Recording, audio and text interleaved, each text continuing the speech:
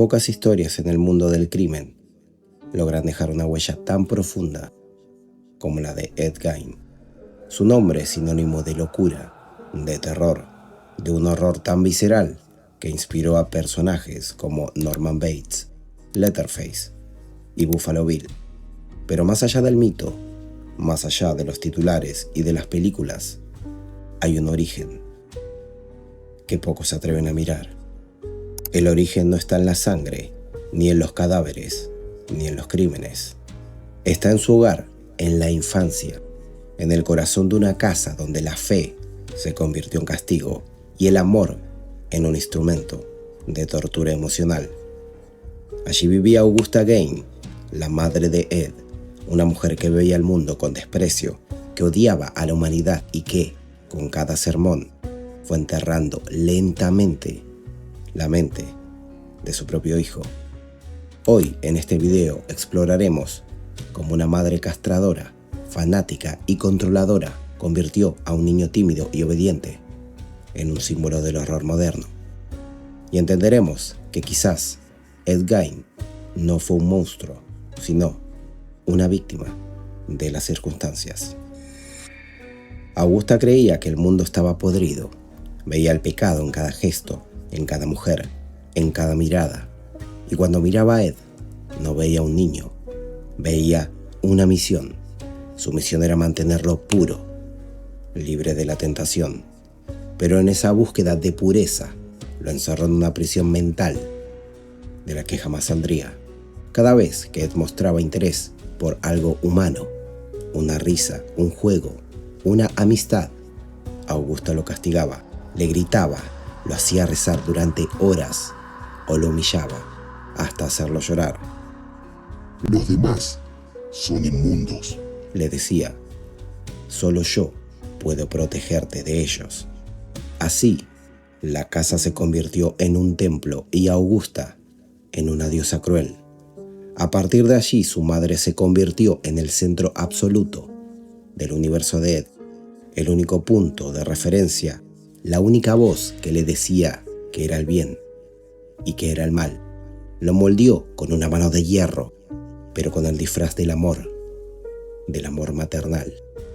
Augusta no solo le enseñó a odiar el pecado, le enseñó a temer el deseo, a sentir asco por las mujeres, excepto por ella, porque solo ella era pura, solo ella era digna de amor.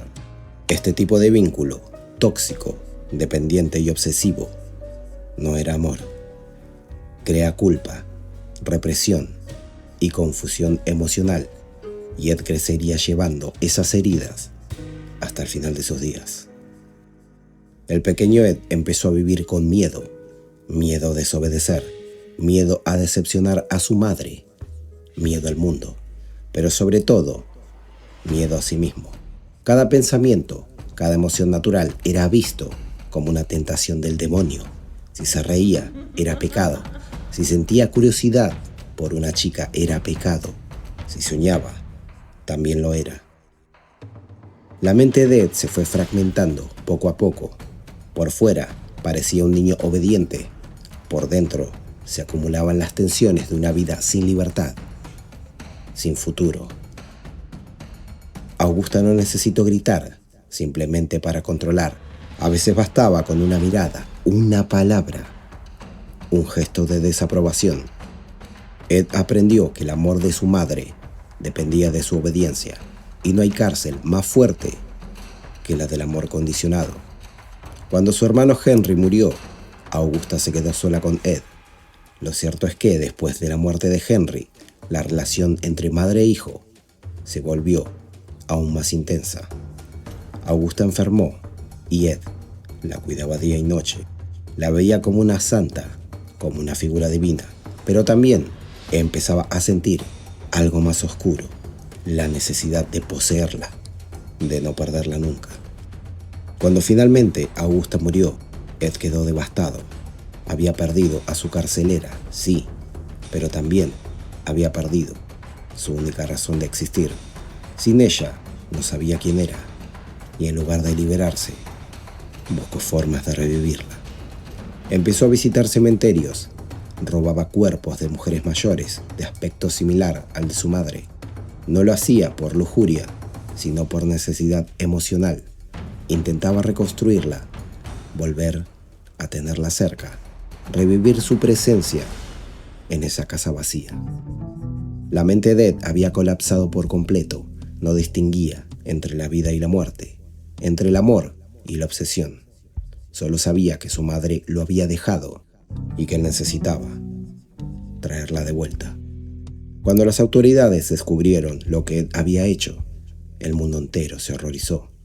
En su casa encontraron muebles hechos con piel humana, máscaras y restos de cuerpos. La prensa lo llamó el carnicero de Plainfield. Pero detrás del horror físico había un horror mucho más profundo, el psicológico. Ed no era un asesino por placer, no sentía odio, sentía una devoción enferma. Cada uno de sus actos tenía un significado simbólico: reconstruir a su madre, sentirse de nuevo protegido, volver a una infancia donde todo, aunque fuera doloroso, tenía sentido. En su mente, Augusta seguía viva.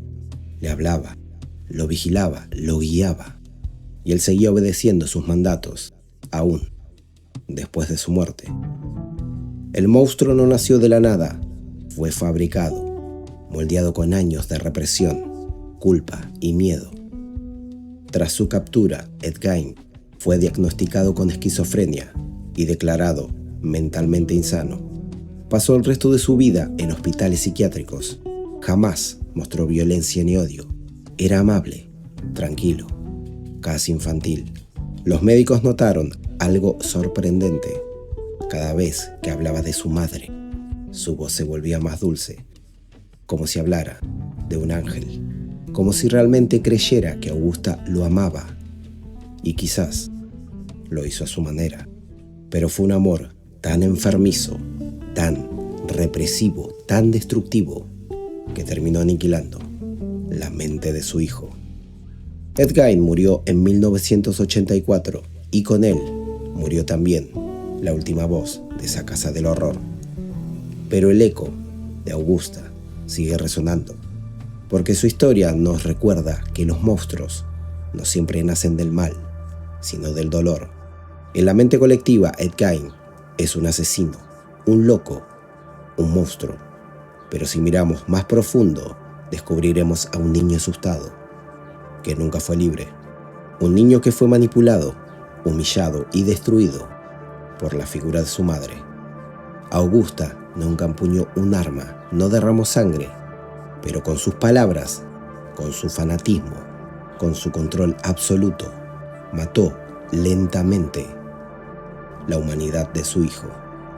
Ed Gein fue, en última instancia, una víctima más del amor distorsionado, un recordatorio de que la infancia define lo que somos y que el abuso emocional deja cicatrices más profundas que cualquier herida física. Ed Gein fue el reflejo de su madre, un hombre atrapado entre el amor y el miedo. Augusta no mató a nadie, pero destruyó a su hijo mucho antes que él destruyera a otros. Y quizás, si miramos más allá del horror, entendamos que incluso los monstruos fueron alguna vez niños que solo querían ser amados.